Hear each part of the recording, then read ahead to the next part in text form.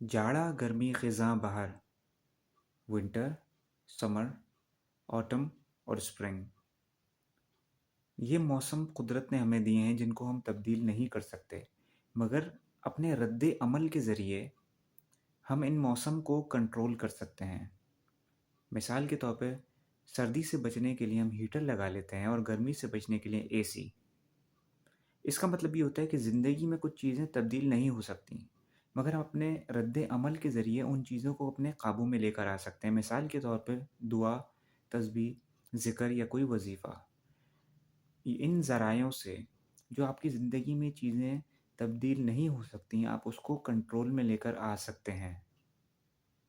اگر آپ کو یہ بات سمجھ آئی تو کامنٹس میں لکھیے، نہ سمجھ آئی تو بھی لکھیے، تاکہ مجھے پتہ ہو کہ آپ کو کن کنفیوژن کا سامنا کرنا پڑ رہا ہے۔